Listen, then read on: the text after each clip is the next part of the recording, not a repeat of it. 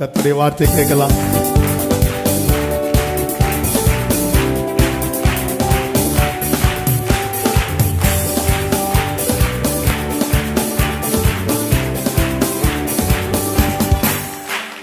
ஜெயமே ஜெயமே ஜெயமே, ஜெயித்தவரால் நமக்கென்றும் ஜெயமே.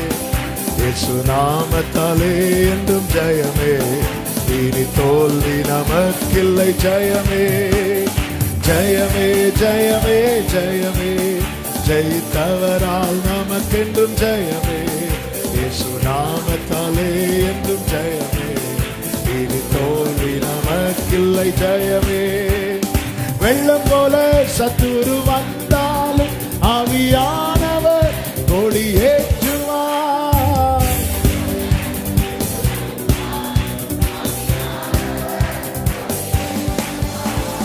தண்ணீர்கள் உடைந்து ஓடுவது போல் சத்துருவை சிதறடிப்பார். ஆமென். நல்ல கையை தட்டி சொல்லுவோம். ஜெயமே ஜெயமே ஜெயமே, ஜெயித்தவரால் நமக்கென்றும் ஜெயமே. இயேசு நாமத்தாலே என்றும் ஜெயமே, இனி தோல்வி நமக்கில்லை. ஜெயமே. இயேசுவின் நாமத்திலே, இயேசு நாமத்தாலே என்றும் ஜெயமே, இனி தோல்வி நமக்கு. எதிர்ப்புகள் எதிர்ப்புகள் எத்தனை இருந்தாலும் நாம் முன்னேற நம்மை நடத்துவார்.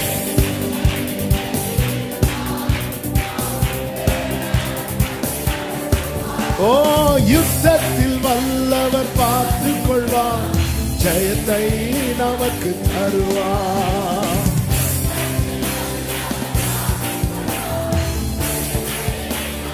ஆமென். ஜெயமே ஜெயமே ஜெயமே, ஜெயித்தவரால் நமக்கென்றும் ஜெயமே. இயேசு நாமத்தாலே என்றும் ஜெயமே, இனி தோல்வி நமக்கில்லை. ஜெயமே. ஜெயித்தவரால் நமக்கென்றும் ஜெயமே, இயேசு நாமத்தாலே என்றும் ஜெயமே, இனி தோல்வி நமக்கில்லை. ஆமென். தாழ்த்துகிறோம் ஆண்டவரே, தொடர்ந்து எங்க கூட பேசுங்கப்பா. மீட்பர் நாமத்தில் பிதாவே, ஆமென். ஒரு விசை கூட கைகளை உயர்த்தி ஹalleluya. வெளிப்படுத்தின விசேஷம் 21வது அதிகாரம். வெளிப்படுத்தின விசேஷம் 21வது அதிகாரம், அதனுடைய 7வது வசனத்தை வாசிக்க கேட்கலாம். வெளிப்படுத்தின விசேஷம் 21:7. ஜெயம்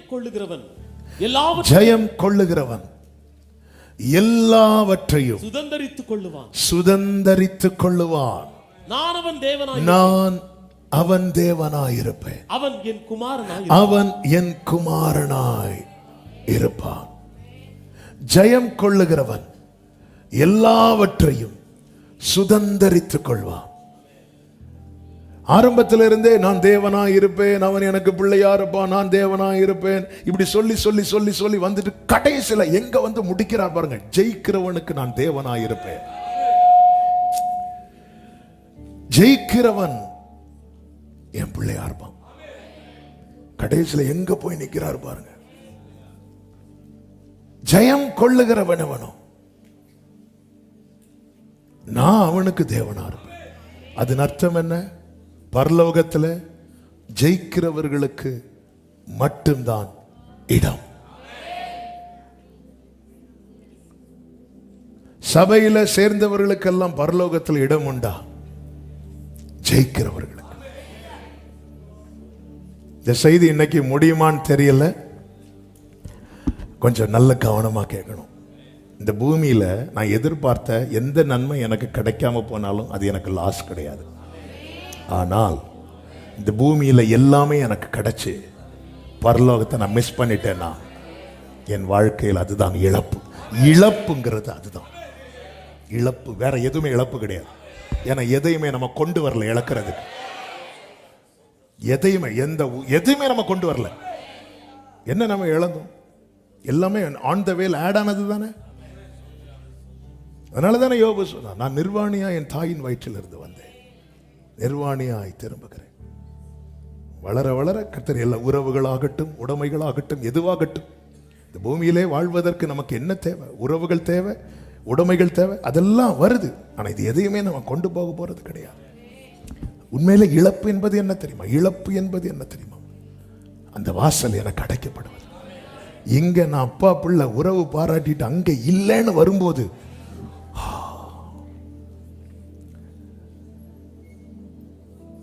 20 வருஷம் தேவ தயவில் வாழ்ந்தவனை யாபோக் காற்றின் கரையில வைத்து கர்த்தர் கேட்கிறார், உன் பெயர் என்னவென்று.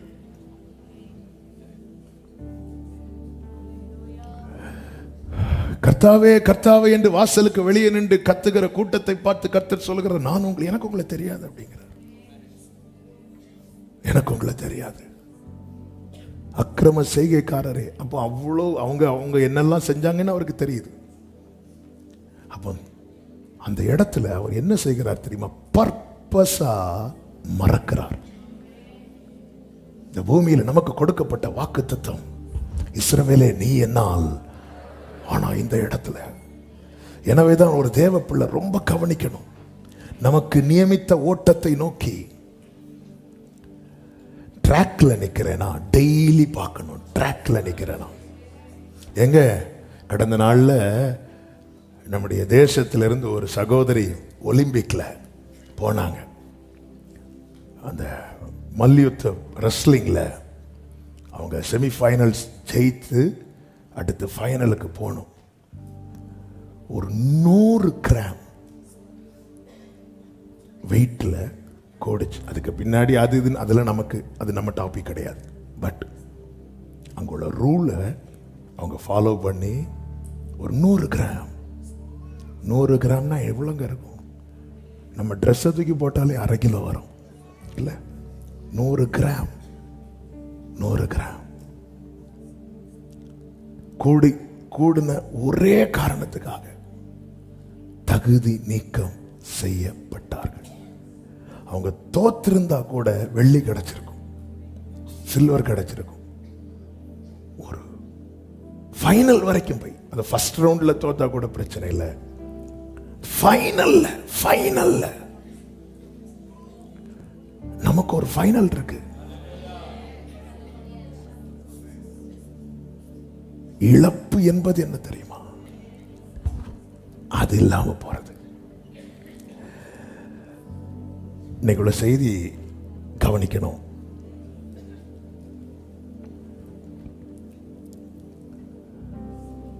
சபைக்கு செய்தியை ஜெயம் கொள்ளுகிறவன் எவனோ, அதுதான் செய்தி. நான் கரெக்டா சர்ச்சுக்கு போறேன், கரெக்டா காணிக்கை கொடுக்கிறேன், கரெக்டா ஆராதிக்கிறேன், அதனால நான் வந்துடுவேன். ஏன்னா இயேசு இந்த பூமியில வந்துட்டு தோத்துட்டு பிதா கிட்ட போகல. இந்த பூமியில வந்துட்டு மகிமையாய் வெற்றி சிறந்து பிதா கிட்ட போயிருக்கிறார். என்னையும் உங்களையும் அவருடைய குமாரனுடைய சாயலா இருப்பதற்கு ரோமர் 8:29 நம்மை முன் குறித்திருக்கிறார். வெளிப்படுத்தின விசேஷம் ஆரம்பம் நமக்கு தெரியும். பத்மு தீவிலே யோவான் விடப்படுகிறான். அங்கே ஆவிக்குள்ளாகும் போது அவன் ஒரு காட்சியை பார்க்கிறான். 7 குத்து விளக்குகள். அந்த 7 குத்து விளக்குகள் மத்தியிலே மார்பில் பொற்கச்சை கட்டினவராய் நம் ஆண்டவராகிய இயேசு கிறிஸ்து உலாவுவதை பார்க்கிறான். எந்த இயேசுவின் மார்பில் சாய்ந்திருந்தானோ, எந்த இயேசுவோடு பழகி கொண்டிருந்தானோ, அந்த இயேசுவுக்கு முன்பாக இப்பொழுது பொத்துன்னு விழுறான். அப்படிப்பட்டவர் அவர். செத்தவனை போல விழுறான். இன்னைக்கு டேடின்னு கூப்பிடுறோம், நேசரேன்னு கூப்பிடுறோம். அவர் மகிமை பொருந்தினவராய் வெளிப்படும் போது அவருக்கு முன்னாடி நாம நிக்க முடியாது என்பதனாலதான் அவருக்கு ஒப்பாய் கர்த்தர் நம்மை மறுரூபப்படுத்தி அவரை பார்க்க வைக்க போகிறார். ஹல்லேலூயா. நான் இயேசுவை பார்ப்பேன் என்பதை விட என்னை அவர் தம்மை பார்க்க வைக்க போகிறார். ஹல்லேலூயா. நல்ல கவனிங்க.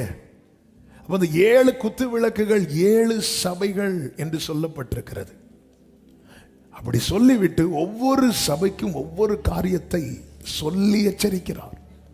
பாராட்ட வேண்டியதை பாராட்டுறார், வான் பண்ண வேண்டியதை வான் பண்றார். அதில் எபேசு சபைக்கு சொல்லும் போது கர்த்தர் சொல்லுகிற வார்த்தை, அதனுடைய 4-5 வசனங்கள், 2வது அதிகாரம் 4-5 வசனங்கள். ஆனாலும் நீ ஆதியில் கொண்டிருந்த அன்பை விட்டாய் என்று, நீ ஆதியில் கொண்டிருந்த அன்பை விட்டாய் என்று, உன் பேரில் எனக்கு குறை உண்டு. உன் பேரில் எனக்கு அன்பே உனக்கு இல்லைன்னு இங்க சொல்லல. அந்த ஃபர்ஸ்ட் லவ். அடுத்த வார்த்தை, ஆகையால் நீ இன்ன நிலைமையிலிருந்து, நீ இன்ன நிலைமையிலிருந்து விழுந்தாய் என்பதை நினைத்து, விழுந்தாய் என்பதை நினைத்து மனம் திரும்பி ஆதியில் செய்த கிரியைகளை செய்வாயாக. இப்போ நீ செஞ்சிட்டு இருக்கல, இதுல திருப்தி இல்லை எனக்கு. ஆனா ரட்சிக்கப்பட்ட ஆரம்பத்தில் நீ செஞ்சல. இப்போ நான் 6 மணிக்கு சர்ச்சுக்கு வரலையா? 6 மணிக்கு நான் சர்ச்சுக்கு வரேன். எது நிமித்தம் வரும்? இன்னைக்கு சண்டே வரணும்னு வரும். ஆதியில் எது நிமித்தம் வந்தோம்? அன்பு நிமித்தம். இப்ப நான் பைபிள் படிக்கிறேன் இல்லையா? படிக்கிறேன். எது நிமித்தம் படிக்கிறோம்? பழக்கப்பட்டுட்டேன். ஆதியில் எப்படி பைபிள் படிச்சோம்? அன்பு நிமித்தம். இப்ப நான் ஜெபம் பண்ணலையா? ஜெபம் பண்றேன். எது நிமித்தம் ஜெபம் பண்றோம்? அது பழக்கம் ஆயிட்டு. கால் எழுமனதும் ஆதியில எப்படி செஞ்சோம்? அன்பு நிமித்தம் செஞ்சோம்.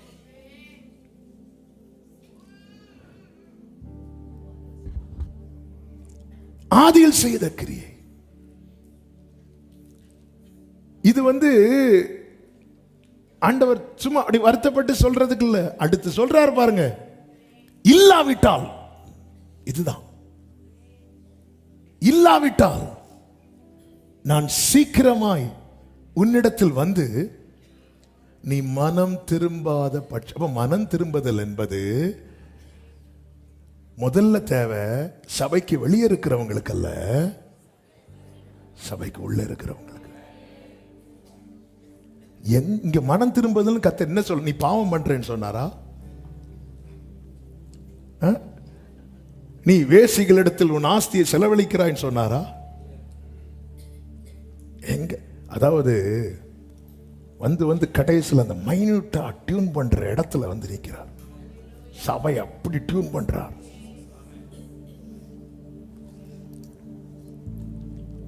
இங்க அட்ஜஸ்ட் பண்ணி உட்கார்ந்துட்டோம், அங்க அட்ஜஸ்ட் பண்ணி உட்கார முடியாது.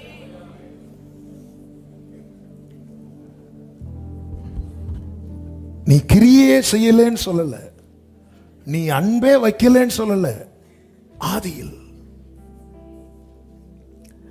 இல்லாவிட்டால், இந்த வேர்டு தான் என்ன ரொம்ப டிஸ்டர்ப் பண்ணுச்சு.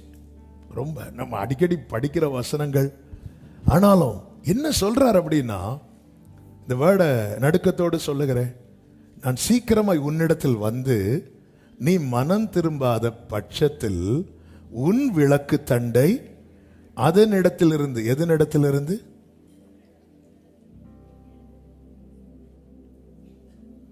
ஏழு குத்து விளக்கு. அதுல ஒண்ணு எது? எபேசு சபை. நான் நீக்கிருவேன்ட்டார். அதன் அர்த்தம் என்னன்னா, 6 வச்சு என்னால சமாளிக்க முடியுங்கிறார். எனக்கு 7 இருக்கணும்னு அவசியம் இல்லைன்றார். இங்க கிருபை நாட்கள் என்ன பண்றார்? 100ல் 1 போனாலும் ஓடி போய் கொண்டு வரார். அந்த நியாய தீர்ப்பு நாள்ல இருக்குல்ல,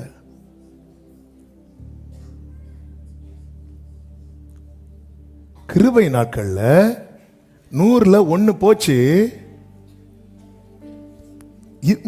அப்படி இல்ல, அவர் நேரா போறார், தேடி போறார், தூக்கி தோல்ல போட்டு கொண்டு வந்து சேர்க்கிறார். இப்ப 100 ஆச்சு. ஆனா ஜட்ஜ்மெண்ட் டேல 7 எப்படியாவது இருந்துதான் ஆகணும். இல்ல பாரு, இந்த ஆதியில் செய்த கிரியை இல்லைன்னா நான் உன்னை நீக்கிருவேன்ட்டார். நாரை வச்சு சமாளிச்சிருவேங்கிறார். சபையே, எவனுக்கு அதிகம் கொடுக்கப்பட்டதோ அவனிடத்தில் அதிகம் கேட்கப்படும். அதனாலதான் பைபிள்ல இருக்க கர்த்தருடைய நாளை விரும்புகிறவனுக்கு ஐயோ என்று சொல்லப்பட்டிருக்கிறது. நம்ம கொண்டு நினைச்சிட்டு இருக்கிறோம் தெரியுமா? அதில்ல. தேவன் இந்த நாட்களிலே கிருபையை நமக்கு தருகிறது. இந்த கிரேஸ் பீரியட் எதுக்கு கொடுப்பாங்க? 1 மணிக்கு எக்ஸாம் முடியுது, இன்னொரு ½ அன் அவர் எதுக்கு எக்ஸ்ட்ரா கொடுக்கறாங்க? கேண்டீன்ல போய் சம்சா சாப்பிடுறதுக்கா? எதுக்கு கொடுக்கறாங்க? ஏதாவது இன்னும் ஏதாவது ரெண்டு கொஸ்டின் கூட உன்னால அட்டன் பண்ண முடியும், அட்டன் பண்ண, எழுத முடியும், எழுது. ஏன்னா நீ பாஸ் ஆயிரணும். பாஸ் ஆகிறதுக்காக, ஜெயிக்கிறதுக்காக தான் கிரேஸ் பீரியட். கர்த்தர் கிருபையை நமக்கு தாராளமாய் கொடுப்பது ஜெயிப்பதற்காக மட்டுமே. ஆண்டவர் வருத்தப்பட்டு பாரம் சுமக்கிறவர்களே, நீங்கள் எல்லாரும் வாருங்கள் வாருங்கள் வாருங்கள் கூட்டு கூட்டு கூட்டு கூட்டு கடைசியில் பார்த்தா குறைச்சிட்டே இருக்கிறார். 10 ஸ்திரீகள் வராங்க, 5 பேர் புத்தி உள்ளவர்கள், 5 பேர் 10ல 1 அல்ல, 10ல நேர பாதி ஆக்கிட்டாரு. 2 பேர் படுத்துக் கொண்டிருப்பார்கள், ஒருவன் எடுத்துக்கொள்ளப்படுவான், கைவிடப்படுவான். அந்த இடத்துல 2 பேர் படுத்திருப்பாங்கன்னா கண்டிப்பா யாராதான் இருக்கும்? புருஷனோ? அதுல இப்ப மனைவி வந்ததுனால புருஷனும் கூட அப்படி கிடையாதுங்க. அவனவன் ஆத்துமாவுக்கு அவனவன் உத்தரவாதி. அவனவன் ஆத்துமாவுக்கு அவனவன் உத்தரவாதி. எங்க அப்பா பாஸ்டர் ஆனதுனால நான் போயிருவானோ? எனக்கு அந்த ரட்சிப்பு வேணும். எனக்கு அவரோடு பர்சனல் ரிலேஷன்ஷிப் வேணும். ஆவியான ஒரு சபைகளுக்கு சொல்லுகிறதை காதுள்ளவன் கேட்க கடவன். 2 பேர் வயல்ல வேலை பார்த்துட்டு இருப்பாங்க, ஒருவன் எடுத்துக்கொள்ளப்படுவான், ஒருவன் கைவிடப்படுவான். எதுக்கு இதெல்லாம் சொன்னார்? நம்ம இதெல்லாம் அண்டர்லைன் பண்ணி வச்சிருக்கிறோமா? இல்ல. நமக்கு வாலு தலை, வாலாகாமல் அதெல்லாம் ஆகுங்க. இங்க தலையாகுங்க, கண்ணாகுங்க, மூக்காகுங்க. அங்க போயிட்டு எனக்கு ஒண்ணு தெரியாதுன்ட்டார்னா, ஆதியில் செய்த கிரியையை நீ செய். ஏன் ஆண்டவர் இவ்வளவு ஃபோர்ஸ் பண்றனா? உனக்கு முடியும், நீ செஞ்சு காட்டின. ரட்சிக்கப்பட்ட ஆரம்பத்தில் நீ எப்படி இருந்த என்கிட்ட, இப்ப முடியும்ல உன்னால. ஓசியா 2 சொல்லப்பட்டிருக்கிறது அல்லவா, உன் இளவயதின் நாட்களில் பாடினதை போல நீ பாடுவாய் என்று. ஓசியா 2:14 வாசியுங்கள். அக்காலத்திலே நீ என்னை இனி பாகாலி என்று சொல்லாமல் ஈஷி என்று சொல்லுவாய். ஈஷினா என்ன தெரியுமா? ஹஸ்பண்ட். ஹஸ்பண்ட் வாசிங்க. பாகாலுடைய நாமங்களை அவள் வாயிலிருந்து அற்று போக பண்ணுவேன். இனி அவைகளின் பேர் 15 அவ்விடத்திலிருந்து அவளுக்கு அவளுடைய திராட்சை தோட்டங்களை நம்பிக்கையின் வாசலாக ஆகோரின் பள்ளத்தாக்கையும் கொடுப்பேன். அப்பொழுது அவள் அங்கே தன் இளவயதின் நாட்களிலும், அங்கே பாடுவான்னு சொல்லல, தன் இளவயதின் நாட்களிலும், தான் எகிப்து தேசத்திலிருந்து வந்த நாளிலும், அதாவது அந்த ரட்சிக்கப்பட்ட அந்த நாளில அவ பாடினது போல பாடுவாள்.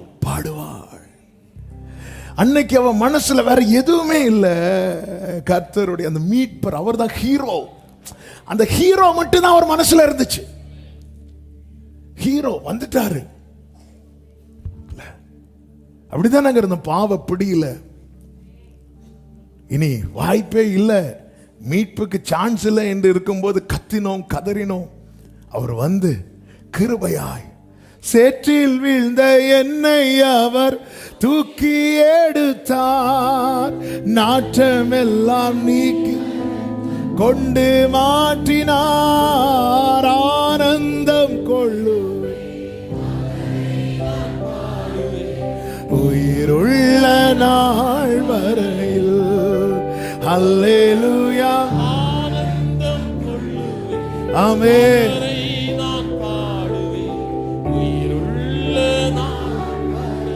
நல்ல கவனமா கேளுங்க. அப்ப தேவன் நம்மிடத்தில் எதிர்பார்க்கிறது இதுதான். ஏன்னா அப்பொழுது நாம் செய்தது எல்லாமே அன்பின் நிமித்தம். நீ ஆதியில் செய்த கிரியையை விட்டுவிட்டாய். வேதத்தில் தேவன் மனிதனை தமது சாயலாய் சிருஷ்டிக்கிறார். ஆதாம் ஏவாளை தேவன் மனிதனை ஆணும் பெண்ணுமாக சிருஷ்டித்தார், தமது சாயலாக. இவர்களுடைய ஆரம்பம் எப்படி இருந்துச்சுன்னு நமக்கு நன்றாய் தெரியும். எல்லாமே அவரை டிபெண்ட் பண்ணி தான் இருந்தாங்க. எல்லாமே, எதை சாப்பிடணும் எதை சாப்பிடக்கூடாது, காலையில எழும்புறதுல இருந்து நைட்டு தூங்குறது வரை தன்னை உண்டாக்கின தேவனையே சார்ந்திருந்தார்கள். இதுதான் அவர்களுடைய ஆரம்பமா இருந்தது. ஆதியாகமம் 2வது அதிகாரம் எடுக்க வேண்டாம், நமக்கு தெரிந்ததுனால நேரம் இல்லை. 3வது அதிகாரத்தில் பார்த்தீங்கன்னா கர்த்தரை சார்ந்திருப்பதை விட்டு விட்டு தங்களை தாங்களே சார்ந்து கொள்ள ஆரம்பிக்கிறார்கள்.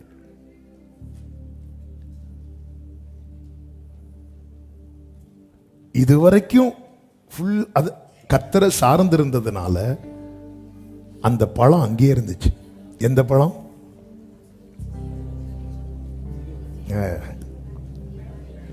நன்மை தீமை அறியத்தக்க பழம். அங்கே தொடவே இல்லை. கேட்டாங்களே, ஆதாம் போய் கேட்டார் ஆண்டவர்கிட்ட, ஆண்டவரை ஆண்டவர் இதை விளக்கு கேட்கல. ஆண்டவர் இதை சாப்பிடுனா சாப்பிடுவார், வேண்டானா வேண்டாம். இப்படிதான் சார்ந்து இருக்கிறது. கொஸ்டின் பண்ணாம இருக்கிறது, கேள்வி கேட்காம இருக்கிறது. இதெல்லாம் நீ புசிக்கலாம். இது நம்ம கிட்ட இப்ப ஆண்டவர் கேட்ட நமக்குள்ள உடனே கேள்வி வரும். ஏன்? என் வீட்டில் நீங்க ஒண்ணு சொல்லுங்க, ஏன்னு எல்லாரும் கேட்பாங்க. கேட்பாங்களா கேட்க மாட்டாங்களா?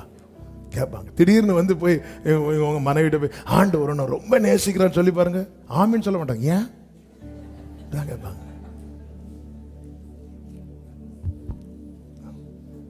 நீங்களும் போய் நீங்க ரொம்ப அழகா இருக்கீங்க சொல்லி பாருங்க, சண்டை போய் சொல்லக்கூடாது. பரவாயில்ல நீங்க சொல்லுங்க, அவங்க உனக்கு என்ன ஆச்சு அப்படின்னு கேட்பாங்க. ஒரு கேள்வி வரும். இவங்களுக்கு கேள்வி வர மாட்டேங்குது. கர்த்தரை சார்ந்து இருக்கிறவர்களுக்கு கேள்வி வராது, கேள்வி வராது. சார்ந்து இருக்கிறவனுடைய அடையாளம். நான் கொஸ்டின் பண்ணிட்டு இருக்கிறேன், நான் சார்ந்து இருக்கலன்னு அர்த்தம். நான் கூட இருக்கிறேன், சார்ந்து இருக்கல. நான் போட்ல அவரோடு இருக்கிறேன், சார்ந்து இருக்கல. பேதுரு ஐயரே ராம் முழுவதும் பிரயாசப்பட்டோம் ஒன்றும் அகப்படவில்லைன்னு சொன்னார்ல, அதுக்கு இயேசு என்ன சொன்னார்?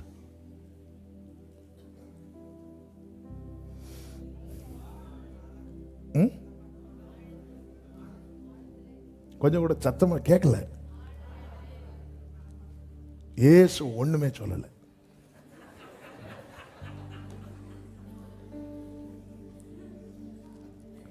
பைபிள்ல அவர் போதகம் பண்ணி முடித்த பின்பு அப்படிதான் இருக்கு. அதன் அர்த்தம் என்ன? உன்கிட்ட சொல்ல வேண்டியதெல்லாம் சொல்லியாச்சு, இனி என்கிட்ட கேள்வி கேட்காத. அந்த சீன் அப்படியே கண்ணுக்கு முன்னாடி கொண்டு வரவா. இயேசு வந்து ப்ரீச் பண்ணி முடிச்சிட்டார். முடிச்சுட்டு இப்போ ஆழத்துக்கு போட்டார். பேதுரு ஆழத்துக்கு போட்டாச்சு, வலையை போடுங்கிறார், அவ்வளோதான். அதுக்கு மேலே இயேசு பேசலை. பைபிளில் பார்த்தா தெரியும். ஐயரே ராம் முழுவதும் பிரயாசப்பட்டும் ஒன்றும் அகப்படவில்லை அப்படி சொல்லும்போது இயேசு போட்டில் இருந்து பேதுரு அப்படி பார்த்துட்டே இருந்திருப்பார். பார்த்தோன்ன பேதுரு, உங்க வார்த்தையின்படி அவ்வளவுதான், அவ்வளவுதான். நான் ஒரு கேள்வி கேட்டு ஆண்டவர் எனக்கு பேசலைன்னா ஏற்கனவே சொல்லிட்டாருன்னு அர்த்தம். எனக்கு நிறைய கேள்வி இருக்கு ஆண்டவரே, இது எனக்கு இந்த மாசம் கிடைக்குமா, இந்த ஜெபத்திலே அது கிடைக்குமா? அவர் அமைதியா இருக்கிறாரா? அதான் சொல்லியாச்சு. அதான் நமக்கு அப்படிதான் தோணும். அதான் உனக்கு ஒரு வார்த்தை சொல்லல. ஏன்னா அவர் போதகம் பண்ணி முடித்த பின்பு உன்கிட்ட பேசியாச்சுப்பா, உன்கிட்ட சொல்லியாச்சு, அவங்ககிட்ட பேசியாச்சு. 86 வயதுல 75 ஆபிரகாம்கிட்ட பேசுறார், 86 கர்த்தர் பேசுறார், அடுத்து 99 பேசுறார். 13 வருஷம் கேப். திருப்பி வந்து வேற புதிய காரியத்தை பேசல, ஏற்கனவே பேசினது. அதுக்கிடையில தான் ஒரு ஆகார் இடையில இருக்கிறான். ஆண்டவர் நீங்க அமைதியா இருந்ததை நான் நினைச்சேன். பொய் சொல்லவோ மனம் மாறவோ நீர் மனிதர் அல்லவே. சொல்லியாச்சு, பேசியாச்சு, அவர் சொல்லியாச்சு. அவர் கட்டளை இது கட்டளை இட்டார்ன்னு இருக்கு. கட்டளை இட்டா அதுக்கு மேல கொஸ்டினே பண்ணக்கூடாது. அவர் சொன்னாலே கட்டளை தான். கொஸ்டின் பண்ணால சார்ந்து இருந்தாங்க எல்லாம் ரைட்டு. அடுத்த அதிகாரத்தில் இங்க பழம் மேட்டர் கிடையாது, சார்ந்து இருக்கிறதா மேட்டர். நமக்கு வந்து மொட்டையை படிக்கும்போது என்ன ஒரு பழம் சாப்பிட்டதுக்கு எப்படியா, நாங்க என்னெல்லாம் சாப்பிட்டு இருக்கிறோம் இல்ல, ஒரு பழம் சாப்பிட்டு. இங்க பழம் மேட்டர் கிடையாது. இங்க சாத்தான் வந்து என்ன பேசுறான் அப்படின்னா, உனக்கு எதுக்கு ஒரு தேவன், இதை சாப்பிட்ட நீயே தேவன் ஆயிடலாமே.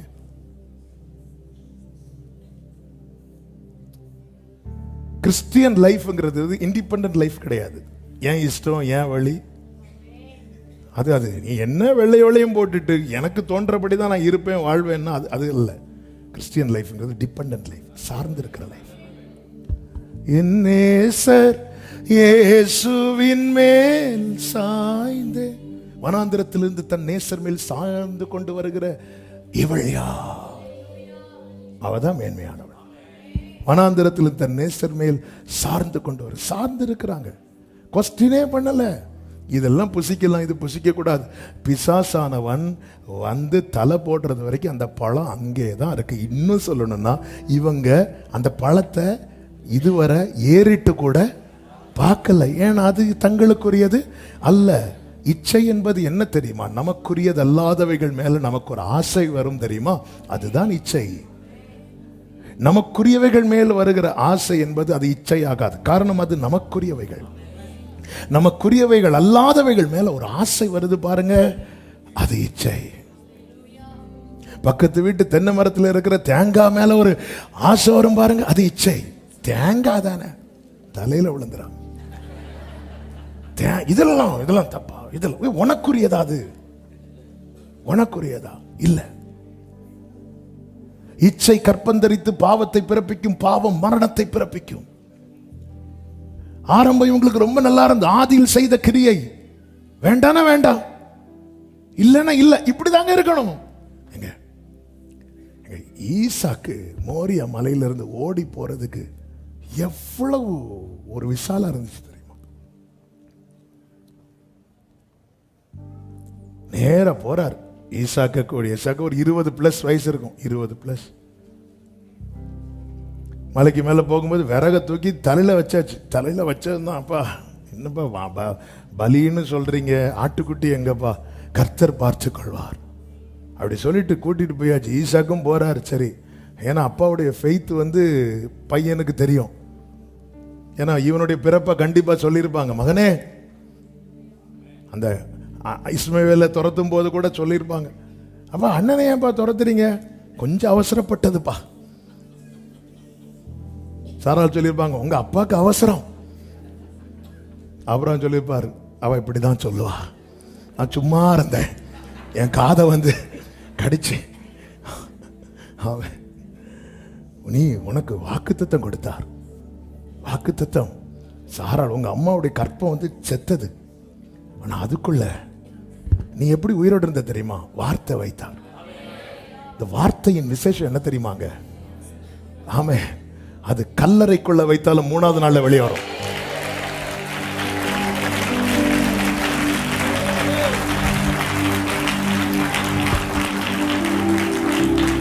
வார்த்தையானவர் கிறிஸ்து. கல்லறைக்குள்ள வச்சாங்க, 3வது நாள் வெளியே வந்துட்டார். ஏன்னா அந்த வார்த்தையில ஜீவன் இருந்தது. அந்த ஜீவன் மனுஷருக்கு ஒளியா இருந்தது. சாராளுடைய கற்பம் செத்தது, வைத்தார், வெளியே வந்தாச்சு. இப்ப நேரம் இப்பதான் அந்த ஃபெய்த்லயே வளர்ந்த பிள்ளை, கர்த்தர் பார்த்துக்கொள்வா, நேரம் வந்தாச்சு. ஆபிரகாம் பலிபீடம் உண்டாக்கின்னு இருக்கு. அப்ப அங்க போய் தான் கல்லெல்லாம் எடுத்து வைக்கிறார். பலிபீடம் உண்டாக்கும் போது ஈசாக்கின் கண்கள் எதை தேடி இருக்கும் தெரியுமா? என்ன அது உன்னையும் காணும். அடுத்து ஆபிரகாம் விறகுகளை எல்லாம் அந்த பலிபீடத்தின் மேல அடுக்கி வைக்கிறான். அப்பொழுதும் ஈசாக்கின் கண்கள் தேடி இருக்கும். இப்பொழுது ஆபிரகாம் ஈசாக்கை கட்டி என்று இருக்கு. ஈசாக்கினுடைய சம்மதம் இல்லாம ஆபிரகாமுக்கு ஈசாக்கை கட்ட முடியாது. ஏன்னா வாலிப பையன். அந்த இடத்துல ஈசாக்கு ஓடி இருக்கலாம்.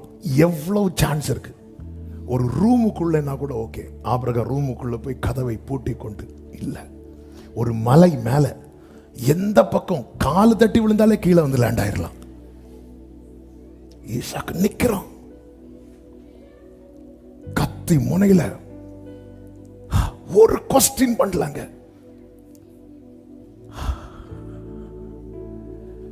இதான் ஆதியில் செய்த கிரியை.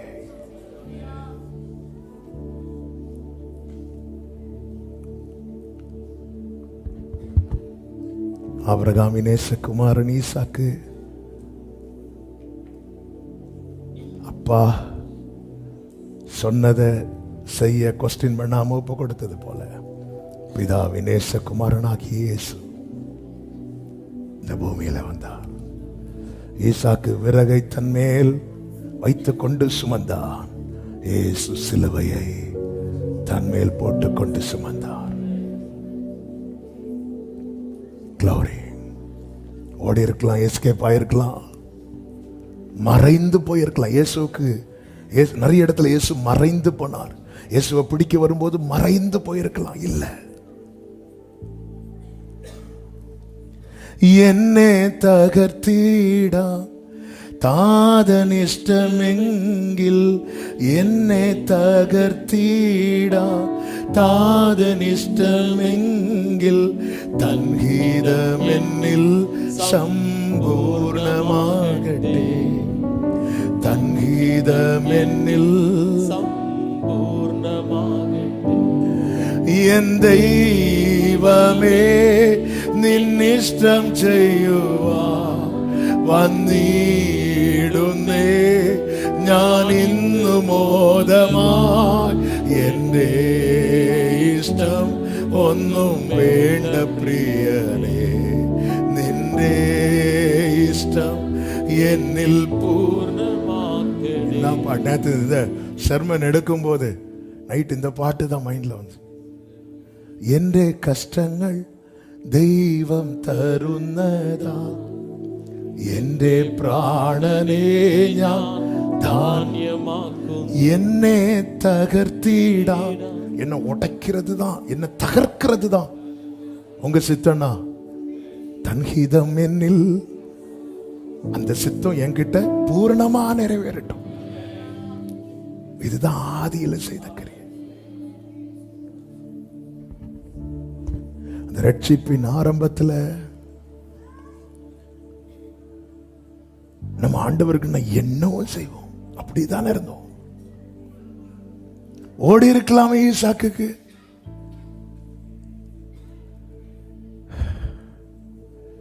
அப்போ அதுவரை அப்பாவை சார்ந்திருந்தான்.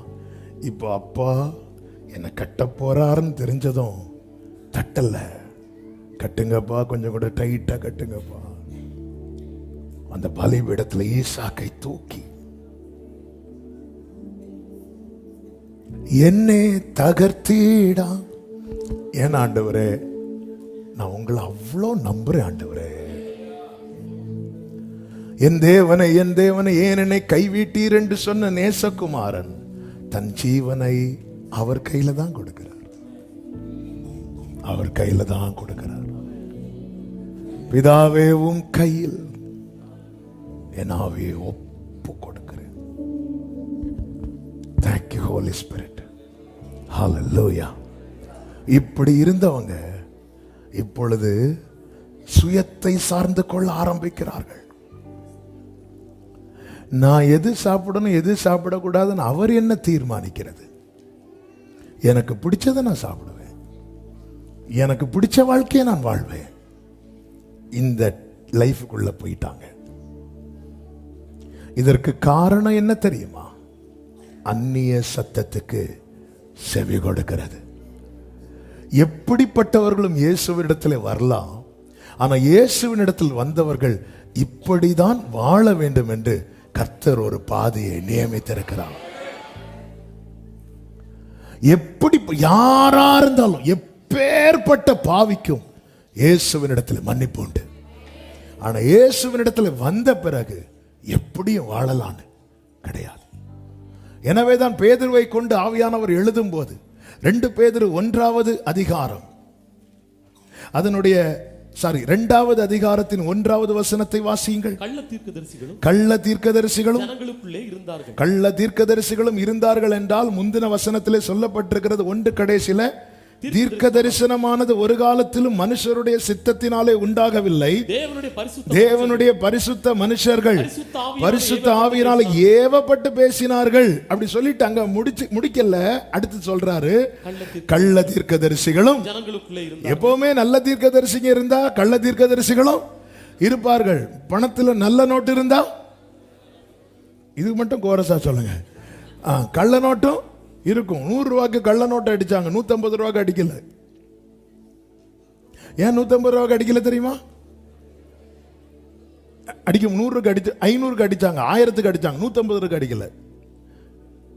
ஒரிஜினல் இல்ல, ஈஸியா தெரிஞ்சிடும். அதனால கள்ள தீர்க்கதரிசிகளும் பிரைஸ் எல்லாம் சொல்லிட்டு தான் வருவாங்க. இருந்தார்கள், அப்படியே உங்களுக்குள்ளே கள்ள போதகர்களும் இருப்பார்கள்.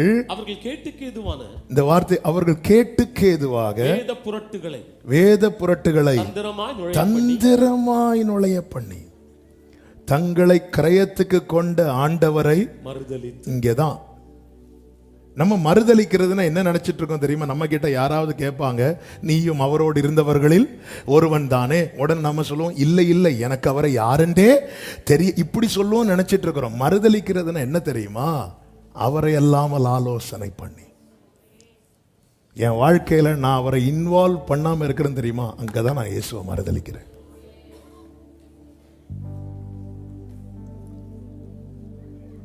என் வாழ்க்கையில எனக்கு தோன்றதை நான் செய்கிறேன். அதான் எப்படியும் வாழலாம் என்கிற நிலைக்கு இன்னைக்கு துருபதேசங்கள் வந்து சத்தியத்தை விட வேகமாய் பரவி கொண்டிருக்கிறது. வேதம் தெளிவாய் சொல்லுகிறது, ஜெயிக்கிறவனை தான் கடைசி நாட்கள்ல ஆண்டவர் நீங்க தான் பிள்ளைங்கிற அதிகாரம் கொடுத்துட்டீங்களே, ஜெயிக்கிறவனுக்கு நான் தேவனா இருப்பேன், அவன் என் பிள்ளையா இருப்பாங்கிறார். பைபிள் வந்து எப்படி வாழலாம் என்று நமக்கு சொல்லவில்லை. பைபிள் நமக்கு என்ன சொல்லுகிறது? பிரியமானவனே, உன் ஆத்துமா வாழ்வது போல. ஆத்துமா எப்படி வாழும்? ஆத்மாவுக்கு 2 பார்சல் பிரியாணி வாங்கி கொடுத்தா வாழுமா? நம்ம சரீரத்துக்கு போஜனம் எவ்வளவு முக்கியமோ அதை விட முக்கியம் நம்ம உன் ஆத்துமா எப்படி வாழும். ஏசாயா 55:2-3 வசனங்களிலே சொல்லப்பட்டிருக்கிறது, நீங்கள் எனக்கு கவனமாய் செவி கொடுத்து நலமானதை சாப்பிடுங்கள் அப்படின்னு இருக்கு. எல்லாத்தையும் சாப்பிடாத, எல்லா பிரசங்கத்தையும் போட்டு கேட்டுட்டு இருக்காத, நலமானதை. அப்பொழுது உங்கள் ஆத்துமா கொழுப்பான பதார்த்தத்தினால் மகிழ்ச்சியாகும். உங்கள் செவியை சாய்த்து என்னிடத்தில் வாருங்கள், அப்பொழுது உங்கள் ஆத்துமா பிழைக்கும். கேளுங்கள். எப்படி வரணுமா? செவியை சாய்த்து. ஆத்துமாக்கு பிழைப்பே என்ன தெரியுமா? வார்த்தை தான். வசனம்தான் பசியாற்றும் உணவு, பிரசனம்தான் தாகம் தீர்க்கும் தண்ணீர். ஏங்க, நிறைய சாப்பிட்டுட்டோன்னு சொல்லிட்டு என்னெல்லாமோ எக்ஸசைஸ் பண்ணுவோம். என்னைக்காவது ஐயோ நிறைய வசனம் எனக்குள்ள போயிட்டு நான் கொஞ்சம் எக்ஸசைஸ் பண்ணி குறைக்கணும்னு யாராவது ட்ரை பண்ணியிருக்கிறோமா? இந்த ஆத்துமா வந்து கேளுங்கள், அப்பொழுது உங்கள் ஆத்துமா பிழைக்கும். நான் பாடும்போது நீர் என் உதடுகளும் நீர் மீட்டு கொண்ட என் ஆத்துமாவை மீட்டு கொண்டு எனக்குள்ள வச்சிருக்கிறார். உன் ஆத்துமா வாழ்வது போல என் ஆத்துமா வாழுதா? முதல்ல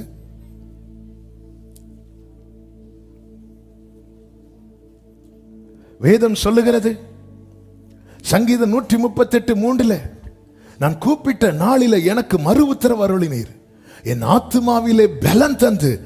அப்போ ஆத்துமாவுக்கு பலனை என்ன தெரியுமா? கர்த்தரிடத்திலிருந்து வருகிற பதில். டெய்லி டெய்லி டெய்லி காலையில வந்து இப்ப ஃபாஸ்டிங் பிரேயர்னால நிறைய பேர் காலைல சாப்பிடாம வருவோம். ஆனாலும் ஒரு கிளாஸ் டீயாவது குடிப்போம். டீக்குள்ள என்னெல்லாம் போட்டிருக்கோன்னு கர்த்தருக்கு தான் தெரியும். பெங்களூர்ல ஒருத்தர் சொன்னாரு, அவங்க வீட்டில் வந்து அன்னைக்கு பிரியாணி வச்சாங்களாம். அப்போ ஃபாஸ்டிங் வேற இவர் எடுத்தாராம். அப்போ நீங்க பிரதர் எப்படி நீங்க மேனேஜ் பண்ணீங்க? நான் என்ன பண்ணேன், நான் பிரியாணி சாலிட்லாம் சாப்பிட மாட்டேன், லிக்யூட் ஒன்லி.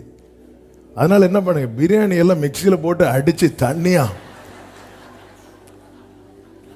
என்னெல்லாம் கண்டுபிடிக்கிறாங்க. அதாவது இதெல்லாம் தானியேலுக்கு தெரிஞ்ச நெஞ்சில் அடிச்சிருப்பாரு. மோசெல்லாம் தெரிஞ்ச மலையிலேருந்து இறங்கி இருக்கவே மாட்டார். சில பார்க்குறாங்க இது நல்ல ஐடியாவா இருக்கு.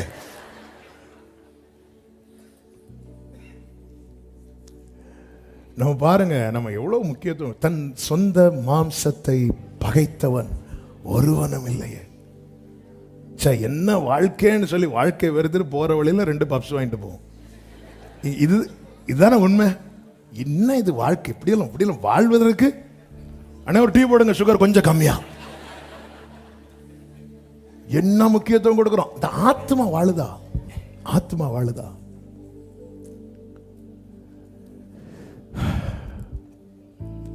வாரத்துக்கு ஒருக்கா அதுவும் வந்திருந்து பாதி உறக்கத்தில். ஆமே பிரியமானவர்களே, இந்த பைபிள் எப்படி என்கரேஜ் பண்ண தெரியுமா? ஆத்மா எதுல வாழும்? வார்த்தையில். உன் ஆத்மா வாழ்வது போல நீ உனக்கு எல்லாத்துக்கும் என்ன வேணும் தெரியுமா? வார்த்தை வேணும். ஆமே. பாவம் செய்கிற ஆத்மாவே சாகும். எசேக்கியேல் 18:20. நீதிமொழிகள் 8:36. எனக்கு விரோதமாக பாவம் செய்கிறவனோ தன் ஆத்துமாவை சேதப்படுத்துகிறான். நீதிமொழிகள் 16:17. தன் நடையை கவனித்திருக்கிறவன் தன் ஆத்துமாவை காக்கிறான். தன் நடை. எதுக்கு இதெல்லாம் எழுதி ஆண்டவர் கொடுத்திருக்கிறார்? அதான்ப்பா, நீ ஒன்ஸ் சேவ்டு, நீ ரட்சிக்கப்பட்டுட்ட, அதனால எப்படி வாழ்ந்தாலும் நீ பரலோகத்துக்கு போயிடலாம் என்கிற உபதேசம் அது முற்றிலும் வேதத்துக்கு எதிரானது, வேதத்துக்கு முரணானது. இப்படிப்பட்ட சத்தத்தை தயவாக நீங்கள் சமீபத்திலும் தூரத்திலும் யார் எங்க இருந்து கேட்டாலும் சரி, வேதம் தெளிவாய் வான் பண்ணுகிறது, ஜெயம் கொள்ளுகிறவனே சுதந்தரிப்பான். அப்படின்னா எதுக்கு இதெல்லாம் எழுதணும்? அவரே எழுதிட்டு முடிச்சிட்டு போயிட வேண்டியதானே. எப்படியாவது நீ ரட்சிக்கப்பட்டு அதுக்கப்புறம் இல்ல. ஆண்டவர் என்ன சொன்னார்? நீங்கள் உலகமெங்கும் போய் சர்வ சிருஷ்டிக்கும் சுவிசேஷத்தை பிரசங்கித்து அவர்களை எனக்கு சீஷராக்கி அவர்களுக்கு பிதா குமாரன் பரிசுத்த ஆவி நாமத்தினாலே ஞான ஸ்நானம் கொடுங்கள் அப்படி சொல்லி முடிச்சாரா? இல்ல. கொடுத்து நான் உங்களுக்கு கட்டளையிட்ட யாவையும் அவர்கள் கை கொள்ளும்படிக்கு அவர்களுக்கு உபதேசம் பண்ணுங்கள். அறியாமை உள்ள காலங்களில் தேவன் காணாதவர் போல இருந்தார். அப்ப நமக்கு தோணும், அப்ப அப்படியே இருந்துட்டு போயிடலாம். இல்ல. யாருடைய அறியாமை உள்ள காலங்கள்ல? ரட்சிக்கப்பட்டவர்களுடைய அறியாமை உள்ள காலங்கள்ல. இப்ப நாம் பாவியாகவே பிறந்து பாவியாகவே வளர்ந்து பாவத்தில் இருந்து கொண்டிருக்கும் போதுதான் சுவிசேஷம் என்னை நோக்கி வருகிறது. கிறிஸ்துவின் சுவிசேஷம் என்னை நோக்கி வருகிறது. நான் உணர்த்தப்படுகிறேன், என் இருதயத்தில் குத்தப்படுகிறேன். ஐயோ, நான் இவ்வளவு பெரிய பாவியா, ஐயோ நான் பாவம் செஞ்சிட்டேனே. அப்படி உணர்த்தப்பட்டு நான் ஆண்டவரிடத்தில் என் காரியத்தை எல்லாம் சொல்லி, ஆண்டவரே நான் தப்பு பண்ணிட்டேன்ப்பா, ஆண்டவர் நீர் எனக்காக மரித்ததப்பா, உங்க ரத்தம் எனக்காக என் பாவம் போக சிந்தப்பட்டது, என்னை தயவாய் கழுவும், எனக்கு கிருபையாய் இனி இந்த பாவத்திலே நான் விழாதபடி என்னை காத்துக்கொள்ளும், என் பாவங்களை தயவாய் மன்னியும் என்று நான் ஒப்புரவாகும் போது இயேசு கிறிஸ்துவின் ரத்தம் சகல பாவங்களை நீக்கி என்னை சுத்திகரிக்கும். சகல பாவங்களை நீக்கி சுத்திகரிக்கும் போது நான் முன் செய்த அத்தனை பாவங்களும் அதில் என்ன ஆகும் தெரியுமா? அதான். அப்ப நான் ரட்சிக்கப்பட்டுட்டேன். நான் ரட்சிப்புக்குள்ள வந்ததுனால என்னுடைய அறியாமை உள்ள காலங்களை கர்த்தர் எப்படி இருப்பார் தெரியுமா? காணாதவர் போல. அதை இனி சாத்தான் எடுத்துட்டு வந்தாலும் கர்த்தர் அவனை தான் கடிந்து கொள்வாரை தவிர என்னை அல்ல. அப்படிதானே அக்கினி நின்று தப்பு வைக்கப்பட்ட பிரதான ஆசாரியனுக்கு விரோதமாய் ஆண்டவரே இங்க பாருங்க, அவன் யார் தெரியுமா? கர்த்தர் சாத்தானை கடிந்து கொண்டு சொன்னார், அவன் இன்னும் அந்த தீயில இல்ல, அவன் தப்பு வைக்கப்பட்டவன். ஹல்லேலூயா. அறியாமை உள்ள காலம், அது அறியாமை உள்ள காலம். இப்போ வந்துட்டோம். இனி ஒவ்வொரு காலமும் ஒவ்வொரு காரியமும் ஹல்லேலூயா. ஆமென். ஜீசஸ். காலமேறே செல்லும் முன்னே പ്രാണനാഥൻ വന്നിടുമേ. ചോര തന്നു വീണ്ടെടുത്തോൻ കണക്കന്നു ചോദിക്കുമേ. കാലമേറെ ചെല്ലും മുന്നേ പ്രാണനാഥൻ വന്നിടുമേ. ചോര തന്നു വീണ്ടെടുത്തോ, കണക്കെന്ന് ചോദിക്കുമേ. ദയവു ചെയ്ത് തമ്പുരാനെ ദുഃഖിപ്പിക്കല്ലേ. நல்லவராய தாசராய் நின்னிடனே. அவர் இலவசமா கொடுத்தார். ஆனா அவர் இலவசமாய் கொடுத்தது என்பது எந்த மனிதனுக்கு கொடுக்க முடியாதது. எனவே கணக்கு கேட்க வருவார். ஒரு தாலந்து கொடுத்தவன்டே கணக்கு கேட்க வந்தார்னா தன் உயிரையே கொடுத்திருக்கிறார் நமக்கு. நமக்கு தேவன் தந்தது ஒரு தாலந்து அல்ல, தம்முடைய ஜீவன். சபையே, திருச்சபையே, தெய்வத்தே மறந்திடலே. சபையே, பிரிய சபையே, இயேசுவினே மறந்திடலே. தலையே மறந்து போயா உடலினு. தலை அவர் தாங்க. தலை நம்ம தலையாயிடக்கூடாது. நம்ம தலையாக முயற்சிக்கிறோம். இதுக்குதான் சாத்தான் ட்ரை பண்றான். இதுக்குதான் சாத்தா வந்து ட்ரை பண்றான். எதுக்கு உனக்கு அவரு ஒரு பழம் சாப்பிடுறதுக்கு உனக்கு அவருடைய ஆலோசனை தேவையா? என்னையா நீ எல்லாரும் அவங்க இஷ்டத்துக்கு போறாங்க வராங்க, நீ என்னடானா நான் ஜோமெண்ட் வரேன் ஜோமெண்ட். என்ன நீ மனுஷனா? நீ எந்த காலத்துல இருக்கிற? அநேகர் வேதம் எப்படி வாழணும்னு சொல்லுது. உன் ஆத்துமா வாழ்வது போல. ஆத்துமா வார்த்தையில மட்டும்தான் வாழும். ஒரு தேவ பிள்ளைக்கு அது தேவை. எனவேதான் இயேசு 40 நாள் உபவாசம் பண்ணி முடித்த போது அவருக்கு பசி உண்டாயிற்று. பிசாசானவன் வருகிறான், ஒரு கல்லை காண்பித்து, நீர் தேவனுடைய குமாரனே, ஆனால் இந்த கல் அப்பங்களாகும்படிக்கு இதற்கு கட்டளையிடும் என்று சொல்லும் போது இயேசு சொல்லுகிறார், மனிதன் அப்பத்தினால் மாத்திரமல்ல, தேவனுடைய வாயிலிருந்து புறப்படுகிற ஒவ்வொரு வார்த்தையினாலும் பிழைப்பான். அதன் அர்த்தம் என்ன? எனக்குள்ளே ஆத்துமா வாழ்ந்து கொண்டிருக்கிறது. ஆத்துமா வாழுதுன்னா கர்த்தர் நம்ம எல்லாவற்றிலும் வாழ வைப்பார். கொஞ்ச நேரத்தில் தூதர்கள் வந்து அவருக்கு என்ன செய்தார்களா? பணிவிடை செய்தார்கள். இந்த வேதத்தை புரட்டுறது, வசனத்தை மாத்துறது இல்ல. ஆண்டவர் எதுக்குங்க சொல்லணும்? அப்போ ஜீவனுக்கு போகும் வாசல் இடுக்கமானது எதுக்கு சொல்லணும்? ஃபாதர் அழகா பாடி இருக்கிறாங்களா, இடுக்கமான வாசல் வழியே வருந்தி நுழைய சிலுவை சுமந்து சிரித்த முகம். எனவேதான் ஆண்டவர் எரேமியா, இஸ்ரவேல் ஜனங்கள் லாஸ்ட்ல இந்த தீர்க்க தரிசனம் குறி கேட்கறது மாதிரி ஆயிட்டு. அதனாலதான் பாருங்க, ஆகாப் ஒரு யுத்தத்துக்கு போகும்போது மீகாயாவை கூப்பிட மாட்டான். ஏன்னா மீகாயாவை கூப்பிட்டு அவன் உள்ளதபடி சொல்லிடுவான். அப்போ நமக்கு இதமா பேசுறது யாரு? அவங்கள கூப்பிடுவோம். ராஜாவெல்லாம் கூப்பிட்டது திருப்பி சும்மா அனுப்ப மாட்டார். போகும்போது வெயிட்டா கொடுத்து விடுவார். அவங்க, நான் யுத்தத்துக்கு போலாமா? எல்லாரும் கோரஸா, போலாம் ராஜாவே.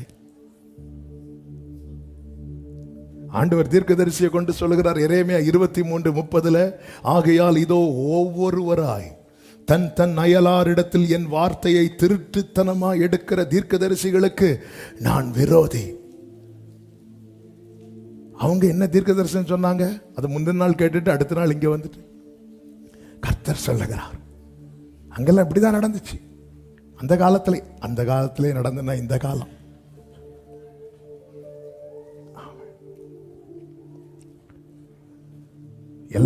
எல்லாம் இறக்குமதி. ஆண்டவர் சொல்ற, நான் விரோதிங்கிறார்.